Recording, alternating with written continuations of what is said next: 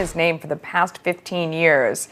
Is it a sign that Tiger's off-the-course dalliances and declining play have finally caught up with his brand? Mike Bako is a sports marketing strategist.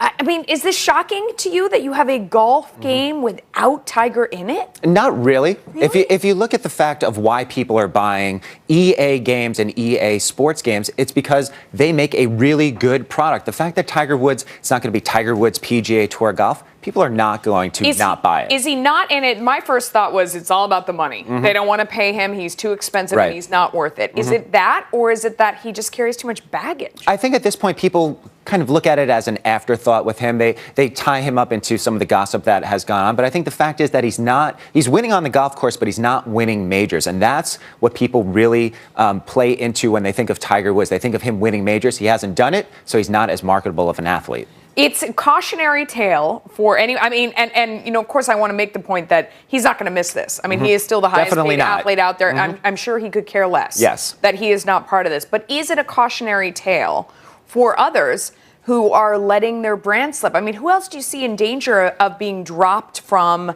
you know, being a headliner in their sport? What other analogies is there? I think that if you look at a boxer like Manny Pacquiao, for many, many years, the Tiger Woods of boxing, indestructible in the ring. Then you lose one fight. You duck Floyd Mayweather for a little bit. All of a sudden, you're not as marketable because you're not looked at as invincible. Tiger had some problems off the court, off the range, but he also had them on the range, and he hasn't been performing at the same level. Yeah, A-Rod is another example of somebody, right?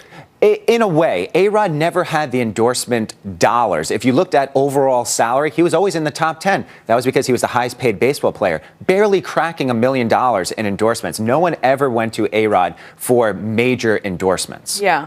Michael Vick, somebody else. I mean, is it possible? I mean, he's somebody who people watch him again. I mean, you never thought his career. I wasn't sure you'd ever see him play again. Right. Could he ever reclaim endorsements? And I think it would be tough because when you're dealing with dogfighting, that's something that's hard to come back from, and he's not performing on the field. I think who you should look at is Kobe Bryant. Okay. Rape charges, different things that went on off the court. He's now a major endorser for Sprite, major endorser for Nike, and the face of the NBA along with LeBron James. So in terms of coming back from scandal, Michael Vick to a certain degree, but it's really Kobe Bryant who sets the standard. Back to Tiger Woods.